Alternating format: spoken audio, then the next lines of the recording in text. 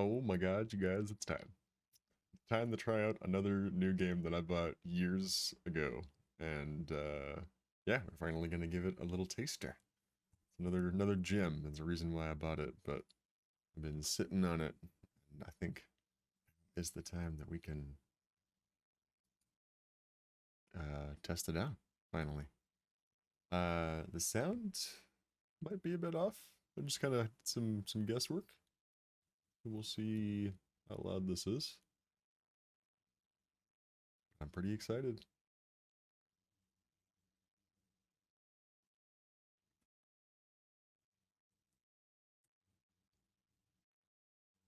So I've seen oh, it looks like you guys can't even hear it at all. Okay, one sec. Okay guys, so I think I'm just gonna do it like this. There doesn't seem to be a way that I can make it like actually full screen without it messing with it in OBS, and it's not actually a full screen recording. So yeah, and I guess I could do that, but then it's, yeah, anyways, it's not any better than this, so we're just gonna do this. And I might be able to actually like edit out the corners in post. We'll see. I'm sure it's not actually very hard to do. I just need to learn how to do that. So hopefully it'll be a bit more zoomed in for you. But this is actually running at the max resolution that the game can anyways. It's just still not taking up even a full 1080 screen here. So, okay.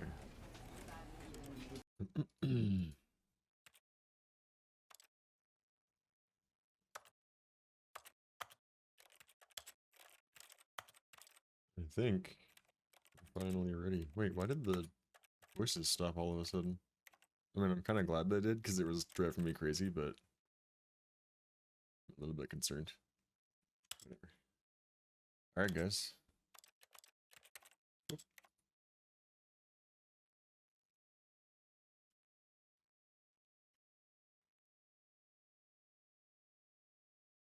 This is vaguely familiar.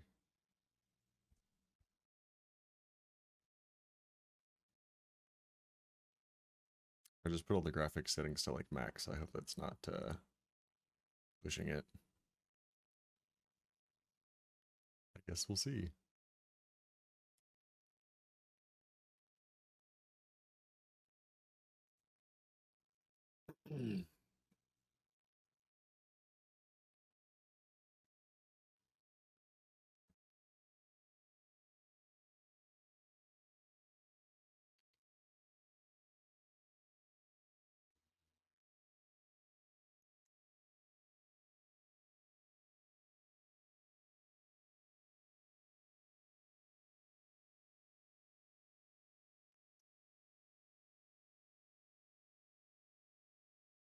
This is the story of a man named Stanley.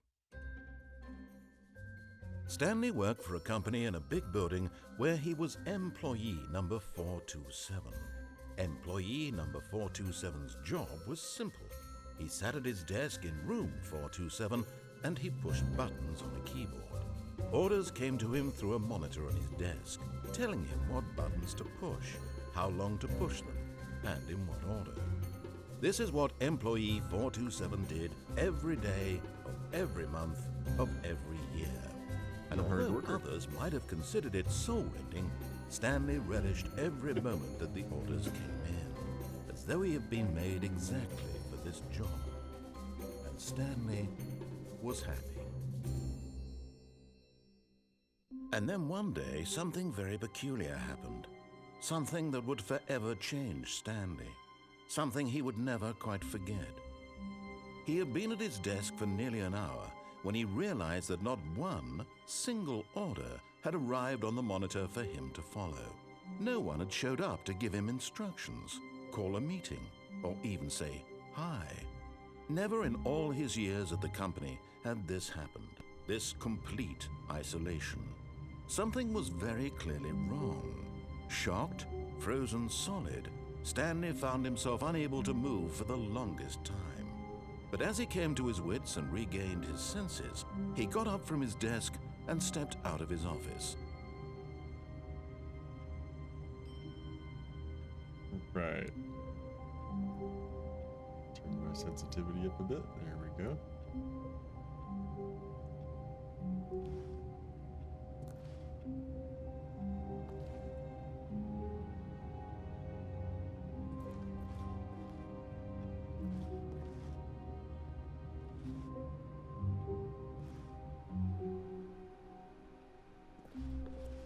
All of his co-workers were gone. What could it mean? Stanley decided to go to the meeting room. Perhaps he had simply missed a memo. No matter how hard Stanley looked, he couldn't find a trace of his co-workers.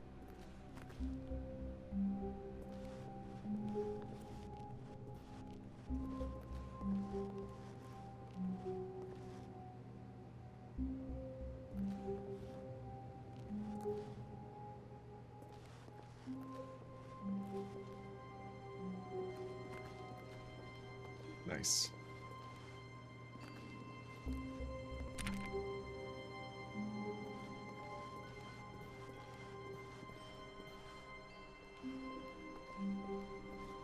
Glad to see the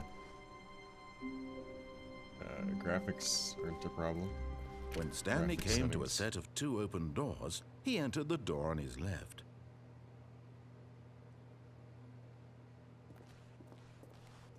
This was not the correct way to the meeting room, and Stanley knew it perfectly well. Perhaps he wanted to stop by the employee lounge first, just to admire it. It is admirable.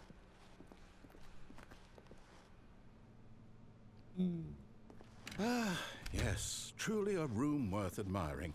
It had really been worth the detour after all, just to spend a few moments here in this immaculate, beautifully constructed room.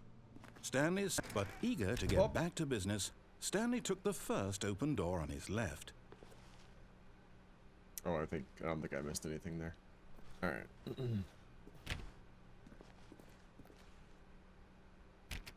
Okay, I'm not gonna check every door.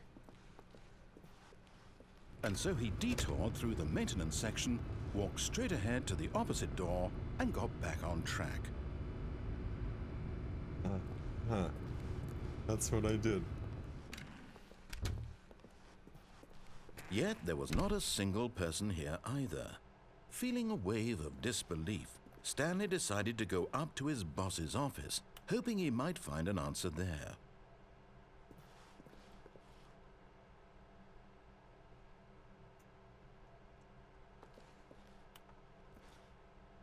Using slides to assure employees that everything is okay. Make sure your slide has a slick blue graphic in the header and throw some, oh shit.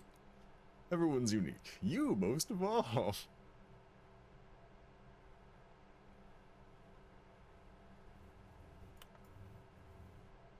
Number of slides on this slide. Slides, charts, charts, and slides.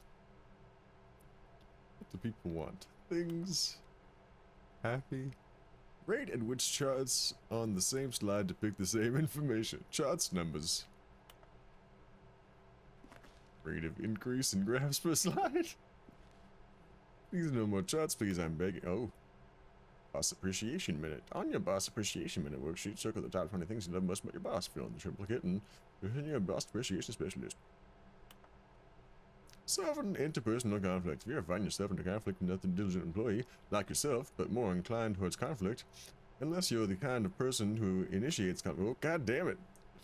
What are your dreams for the future? Nature, success, transcend, football. Clear skin, metamorphosis. Yes. That's pretty well summed it up, actually. Tips for not getting fired. Talk less, don't get fired. Good. I'm sure we can. I'm gonna go back and pause for the bits I missed. Anybody else that wants to can. Wait, okay, now I have to read this. Bi-quarterly post-review. We need more/less reviews. 402 plus 405 want to get rid of the death sport portion in the primary review schedule. But I think that's a stupid idea.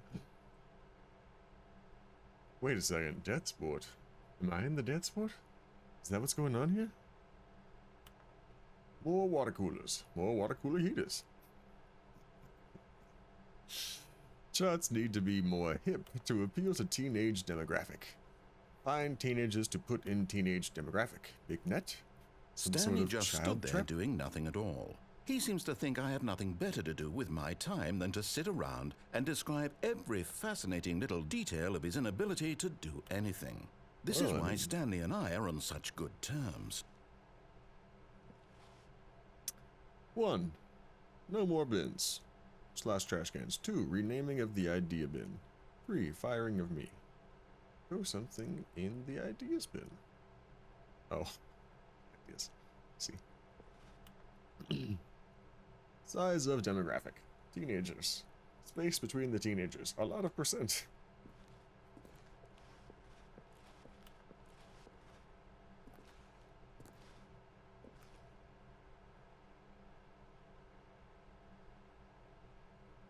Termination Tuesdays.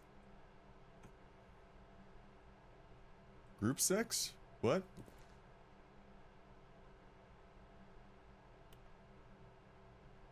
That looks like group sex.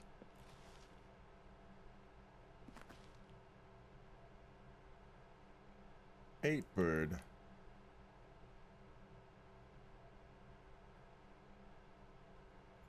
What to do about 432?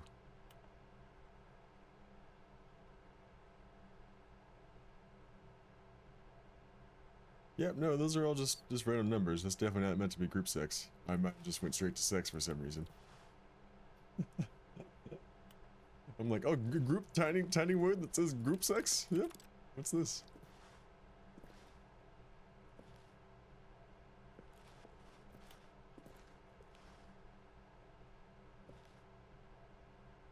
Push for funding for R&D of new copy machine.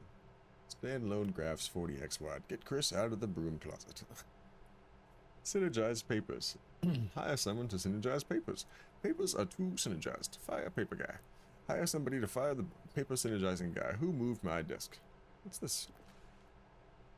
Oh, it's been smudged. I see. Please keep the targets on the topic of smudge. Future was yesterday. Tomorrow is now.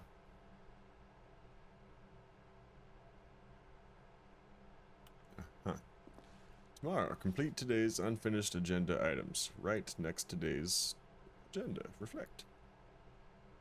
Employee. I don't like this. What's this about? Well, they haven't put my number down anywhere yet, so that makes me feel better.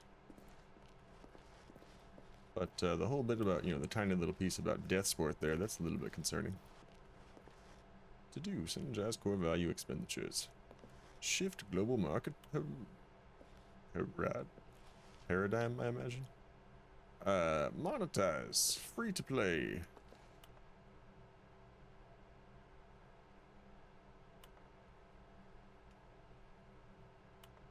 Sorry, folks. Alright. Someone's in here. Somebody was in here. Stanley stepped into the broom closet, but there was nothing here, so he turned around and got back on track. What if I don't? What if you can't get me out of the broom closet? There was nothing here. No choice to make, no path to follow, just an empty broom closet.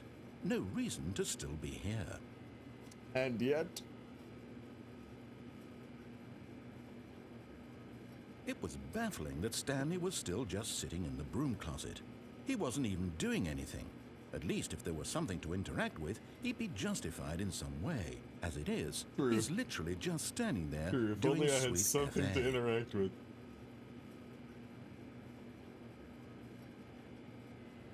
Are you really still in the broom closet? Standing around doing nothing? Why? Please offer me some explanation here. I'm genuinely confused.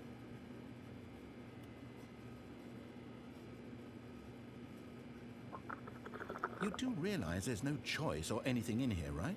If I'd said Stanley walked past the broom closet, at least you would have had a reason for exploring it to find out.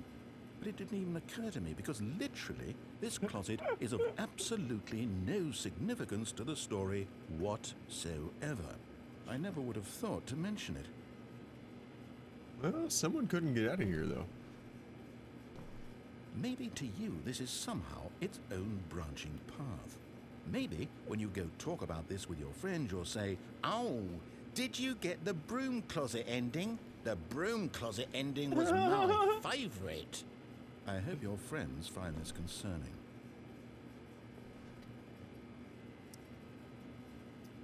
Stanley was fat and ugly and really, really stupid.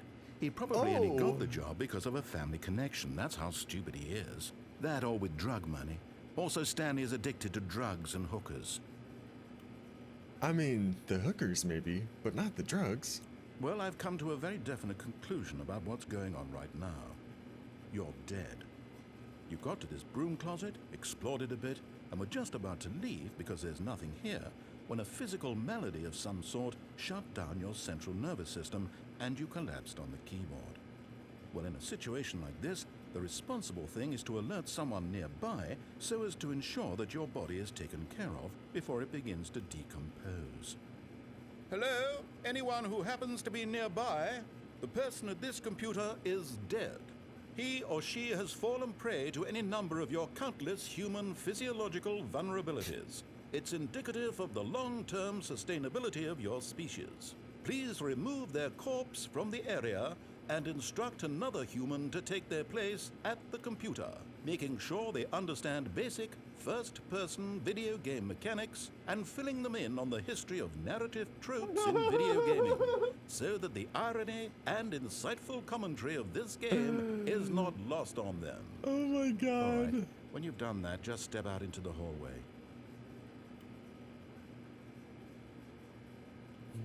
That was amazing. I don't think I've ever had so much fun in a video game doing nothing. Are we done? Is that it? Are we officially done? He's gonna say something else, right? If we give him like a minute, probably would have been like 15 seconds. Dum-de-dum.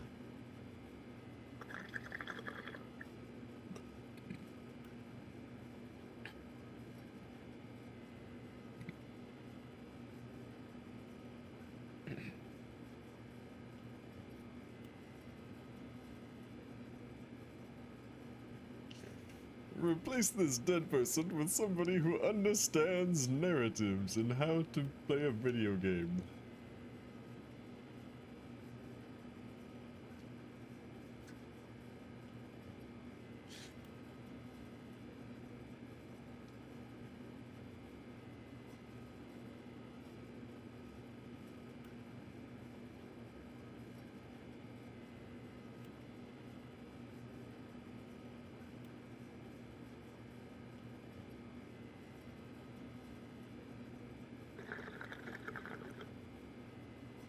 Okay, yep, he's dead. Ah, second player. It's good to have you on board. I guarantee you can't do any worse than the person who came before you. Hey now.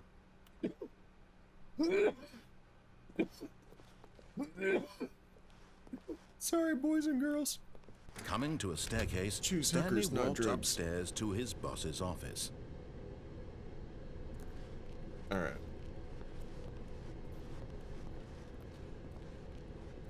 I feel compelled to comply a little more after that whole escapade.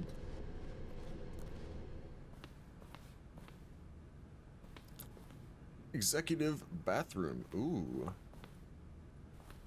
That's something to look forward to.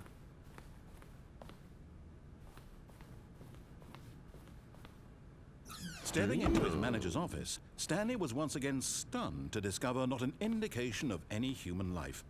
Shocked, unraveled, Stanley wondered in disbelief who orchestrated this. What dark secret was being held from him? What he could not have known was that the keypad behind the boss's desk guarded the terrible truth that his boss had been keeping from him. And so the boss had assigned it an extra secret PIN number, 2845. But of course, Stanley couldn't possibly have known this.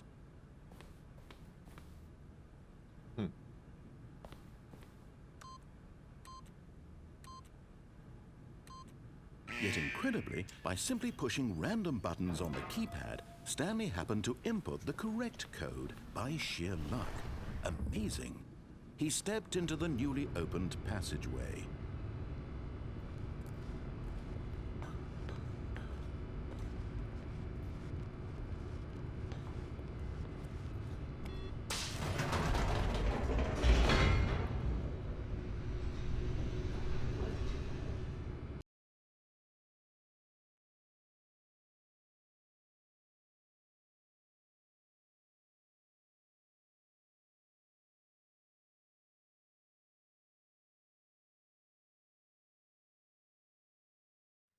Descending deeper into the building, Stanley realized he felt a bit peculiar.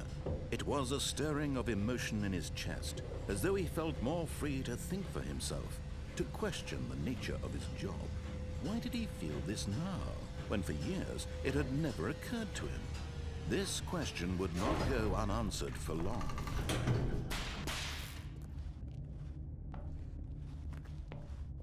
Stanley walked straight ahead through the large door that read Mind Control Facility.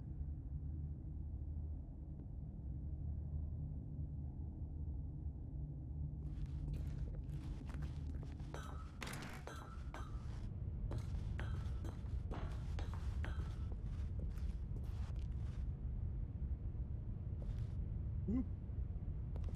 Oh, whoop. Wait. What? The lights rose on an enormous room packed with television screens. What horrible secret did this place hold? Stanley thought to himself. Did he have the strength to find out?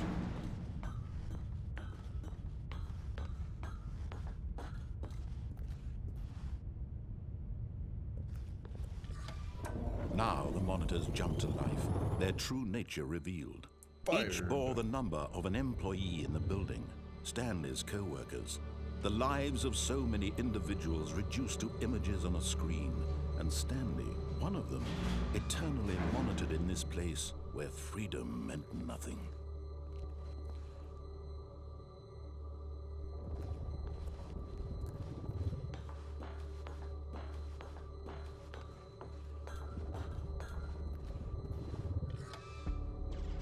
This mind control facility, it was too horrible to believe. It couldn't be true.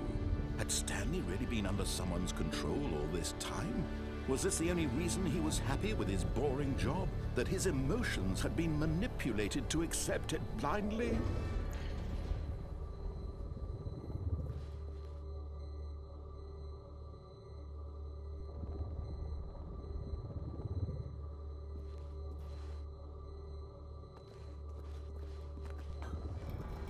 No, he refused to believe it. He couldn't accept it. His own life in someone else's control? Never!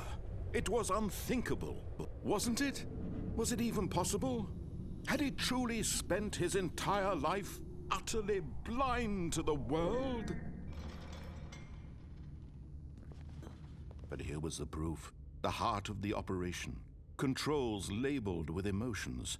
Happy or sad or content. Walking, eating, working. All of it monitored and commanded from this very place. And as the cold reality of his past began to sink in, Stanley decided that this machinery would never again exert its terrible power over another human life.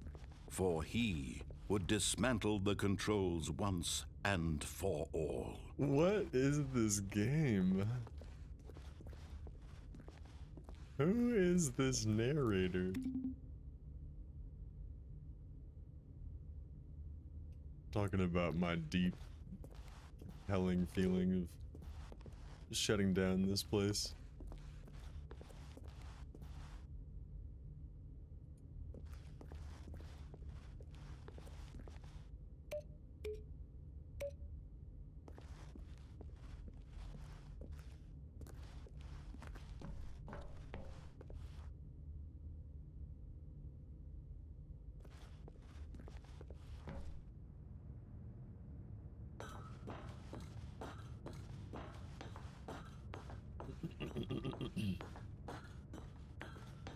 And when at last he found the source...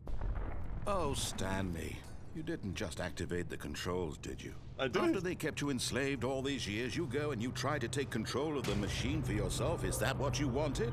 Control? Oh, I just wanted to push the button. Oh, Stanley, I applaud your effort, I really do. But you need to understand, there's only so much that machine can do. You were supposed to let it go, turn the controls off, and leave. If you want to throw my story off track, you're going to have to do much better than that. I'm afraid you don't have nearly the power you think you do. For example, and I believe you'll find this pertinent, Stanley suddenly realized he had just initiated the network's emergency detonation system. In the event that this machine is activated without proper DNA identification, nuclear detonators are set to explode, eliminating the entire complex. How long until detonation then? Let's say 2 minutes. Ah, now this is making things a little more fun, isn't it, Stanley? It's your time to shine. You are the star. It's your story now. Shape it to your heart's desires. Oh, this is much better than what I had in mind. What a shame we have so little time left to enjoy it. Mere moments until the bomb goes off. But what precious moments each one of them is.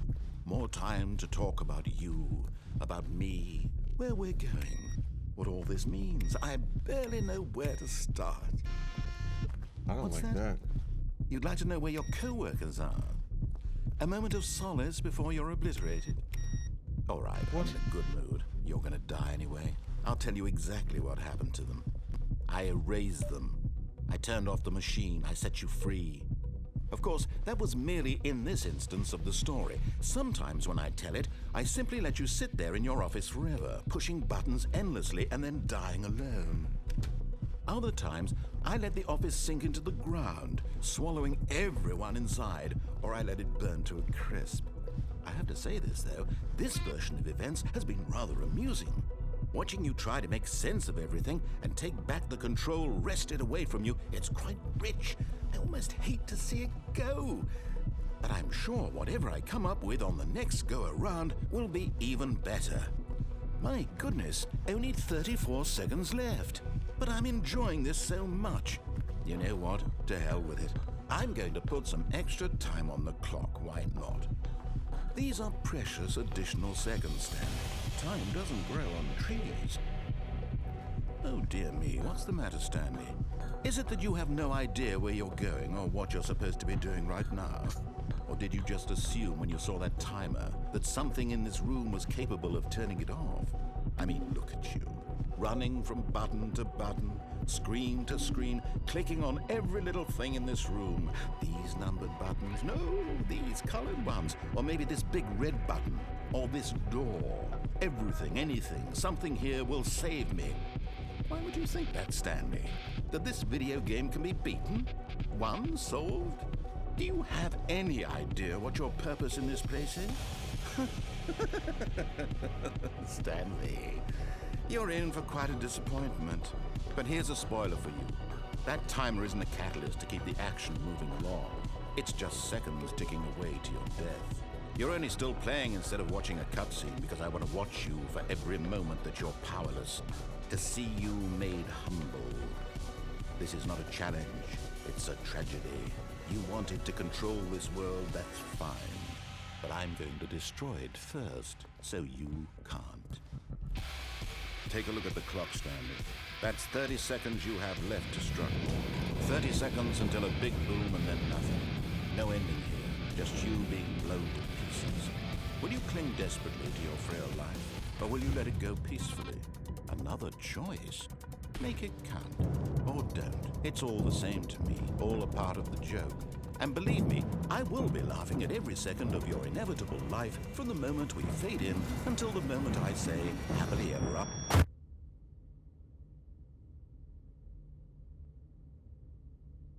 Well, that just happened.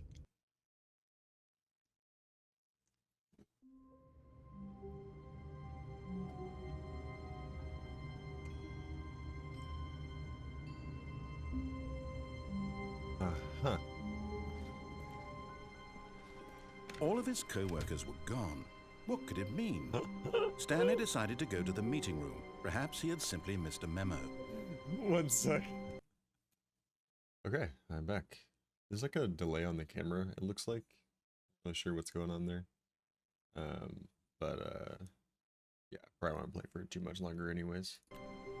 I'd like to give it another go. Okay.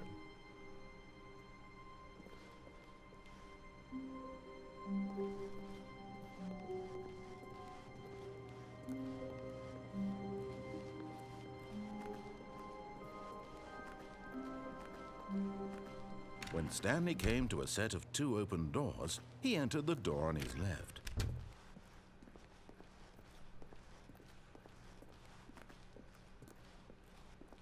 Yet there was not a single person here either. Feeling a wave of disbelief, Stanley decided to go up to his boss's office. Coming to a staircase, Stanley walked upstairs to his boss's office. But Stanley just couldn't do it. He considered the possibility of facing his boss, admitting he had left his post during work hours. He might be fired for that. And in such a competitive economy, why had he taken that risk? All because he believed everyone had vanished? His boss would think he was crazy. And then something occurred to Stanley. Maybe, he thought to himself, maybe I am crazy. All of my co-workers blinking mysteriously out of existence in a single moment for no reason at all? None of it made any logical sense. And as Stanley pondered this, he began to make other strange observations. Yes. For example, why couldn't he see his feet when he looked down? Why did doors close automatically behind him wherever he went? Yes. And for that matter, these rooms were starting to look pretty familiar. Were they simply repeating? Yes. No, Stanley said to himself, this is all too strange. This can't be real. And at last, he came to the conclusion that had been on the tip of his tongue. He just hadn't found the words for it. I'm dreaming, he yelled. This is all a dream. Oh, what a relief Stanley felt to have finally found an answer, an explanation. His co-workers weren't actually gone. He wasn't going to lose his job. He wasn't crazy after all. And he thought to himself, I suppose I'll wake up soon. I'll have to go back to my boring real-life job pushing buttons. I may as well enjoy this while I'm still lucid. So, he imagined himself flying and began to gently float above the ground. Then he imagined himself soaring through space on a magical starfield, and it too appeared. It was so much fun, and Stanley marveled that he had still not woken up. How was he remaining so lucid? And then perhaps the strangest question of them all entered Stanley's head. One he was amazed he hadn't asked himself sooner. Why is there a voice in my head dictating everything that I'm doing and thinking? Now the voice was describing itself being considered by Stanley, who found it particularly strange. I'm dreaming about a voice describing me, thinking about how it's describing my thoughts, he thought. And while he thought it all very odd and wondered if this voice spoke to all people in their dreams, the truth was that, of course, this was not a dream. How could it be?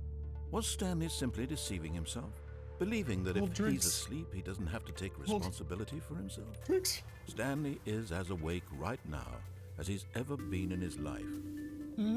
Now, hearing the voice speak these words was quite a shock to Stanley. After all, he knew for certain, beyond a doubt, that this was in fact a dream. Did the voice not see him float and make the magical stars just a moment ago? How else would the voice explain all that? This voice was a part of himself too. Surely, if he could just... He would prove it. He would prove that he was in control, that this was a dream. So he closed his eyes gently, and he invited himself to wake up. He felt the cool weight of the blanket on his skin, the press of the mattress on his back, the fresh air of a world outside this one. Let me wake up, he thought to himself. I'm through with this dream. I wish it to be over. Let me go back to my job. Let me continue pushing the buttons. Please, it's all I want. I want my apartment and my wife and my job. All I want is my life exactly the way it's always been. My life is normal.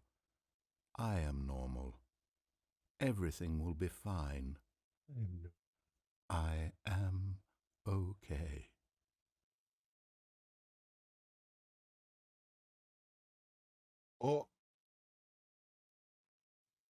Stanley began screaming.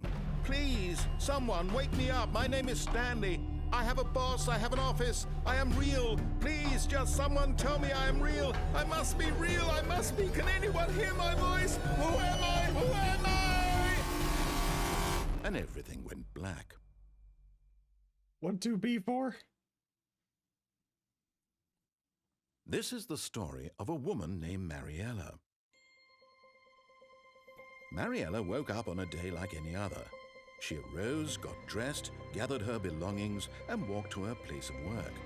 But on this particular day, her walk was interrupted by the body of a man who had stumbled through town talking and screaming to himself, and then collapsed dead on the sidewalk. And although she would soon turn to go call for an ambulance, for just a few brief moments, she considered the strange man. He was obviously crazy. This much she knew. Everyone knows what crazy people look like. And in that moment, she thought to herself how lucky she was to be normal. I am sane. I am in control of my mind. I know what is real and what isn't. It was comforting to think this, and in a certain way, seeing this man made her feel better. But then she remembered the meeting she had scheduled for that day, the very important people whose impressions of her would affect her career, and by extension, the rest of her life. She had no time for this, so it was only a moment that she stood there, staring down at the body. And then she turned and ran.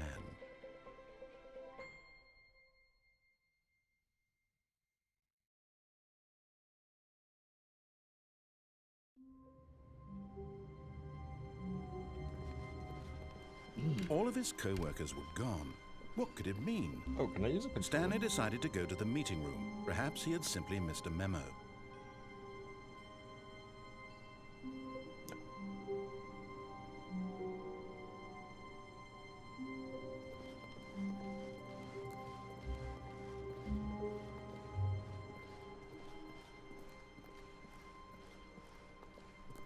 When Stanley came to a set of 2 open doors, he entered the door on his left.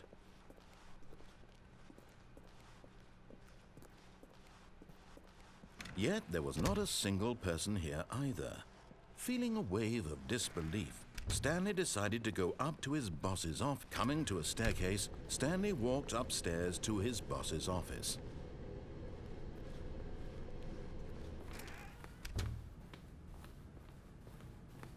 Stepping into his manager's office, Stanley was once again stunned to discover not an indication of any human life. What could it mean? Stanley wondered aloud to nobody. He began wildly tearing through papers on the boss's desk, pulling books off the shelf, looking behind paintings, desperate for clues to his situation. But his attention was caught by a keypad behind the boss's desk. What could its purpose be? Stanley was in such a rush to get through the story as quickly as possible, he didn't even have a single minute to just let the narrator talk. That kind of anxiety isn't healthy, so he relaxed for a few moments with some calming New Age music.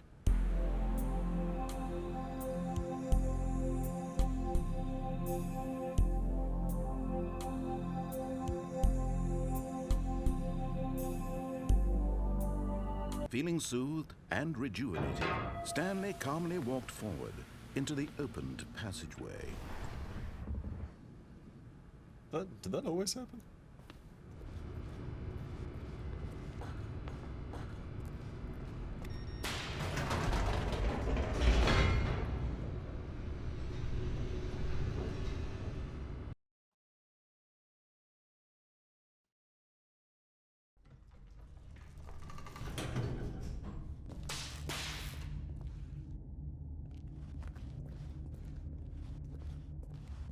Stanley walked straight ahead through the large door that read Mind Control Facility.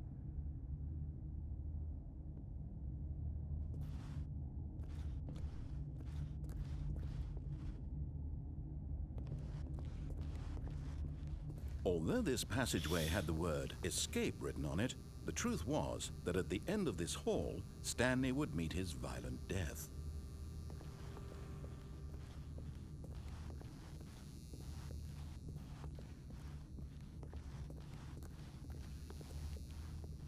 The door behind him was not shut. Stanley still had every opportunity to turn around and get back on track. I thought about that. At this point, Stanley was making a conscious, concerted effort to walk forward and willingly confront his death.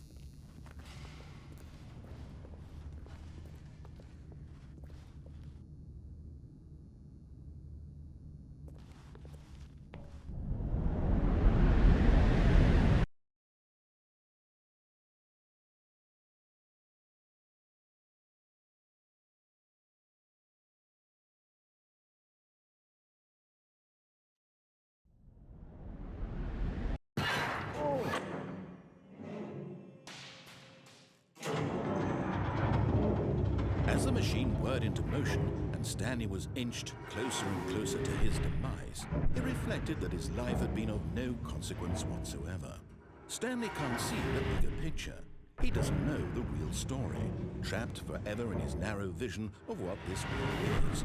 Perhaps his death was of no great loss, like plucking the eyeballs from a blind man. So he resigned and willingly accepted this violent end to his brief and shallow life. No, I didn't. Farewell, Stanley. Oh. Oh. Oh no. "Farewell, Stanley," cried the narrator, as Stanley was led helplessly into the enormous metal jaws. In a single visceral instant, Stanley was obliterated as the machine crushed every bone in his body, killing him instantly.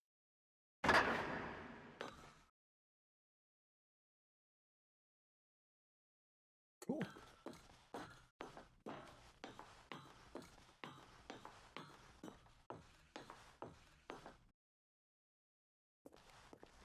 And yet it would be just a few minutes before Stanley would restart the game, back in his office, as alive as ever.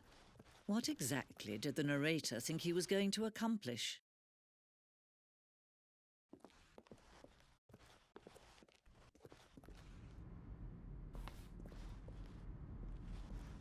When every path you can walk has been created for you long in advance, death becomes meaningless, making life the same. Do you see now? Do you see that Stanley was already dead from the moment he hit start?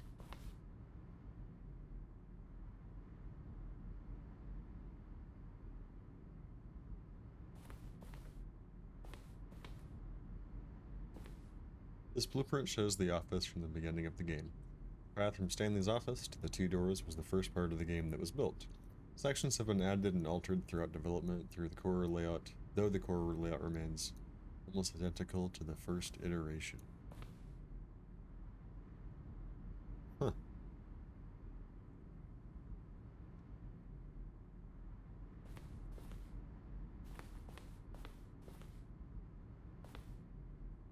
Spacing of this opening section was important to get right. This corridor has been moved and altered to make sure the player reaches the two doors in a good time.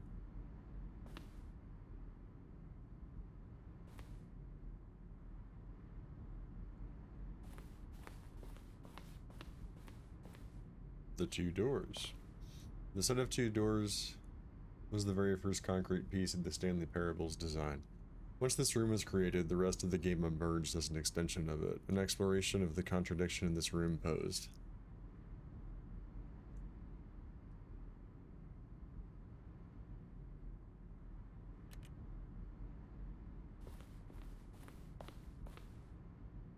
Filing cabinets. Office computers.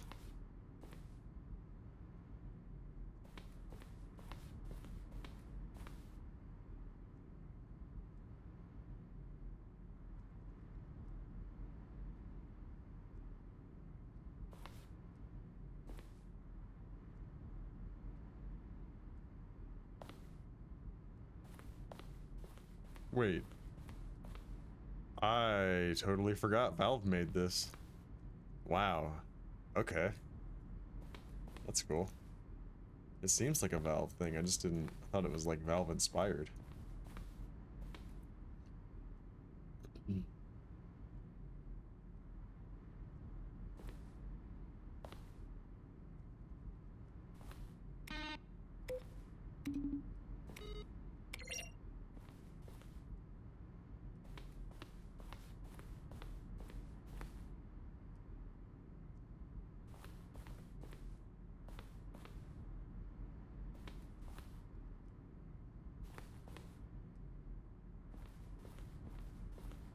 It said an early version of the maintenance room, if you guys couldn't read it.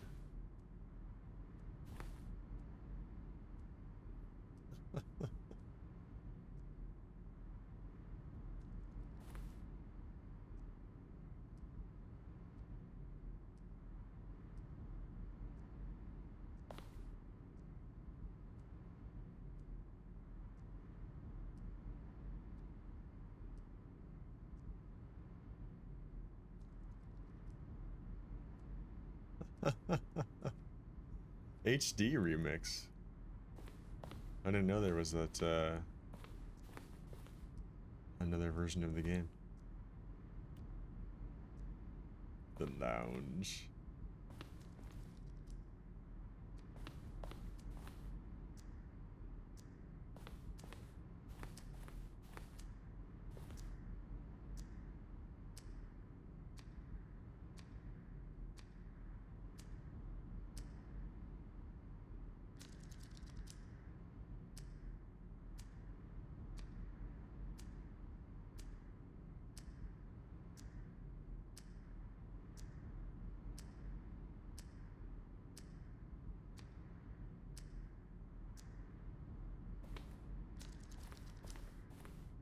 Here, I'm not gonna read these yet to not spoil it for myself, because I haven't seen these sections of the game.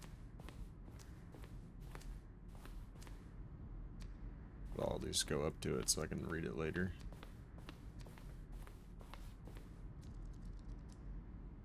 Okay. Yeah, this is actually going like quite in depth. I'm not gonna look too much into that. Or this. There's a lot of games I haven't done yet, and a lot of sides to this. Sending.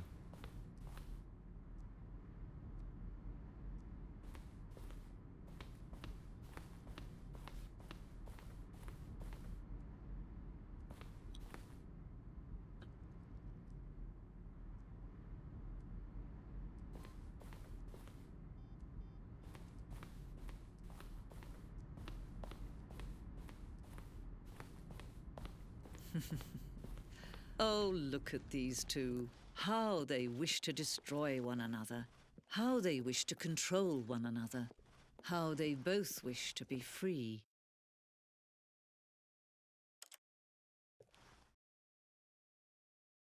Can you see?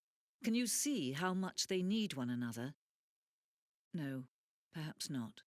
Sometimes these things cannot be seen. But listen to me.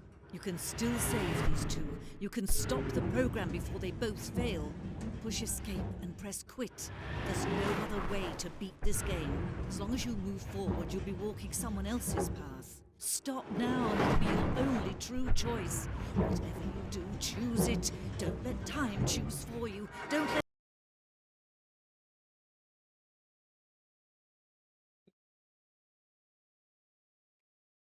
Alright guys, until next time.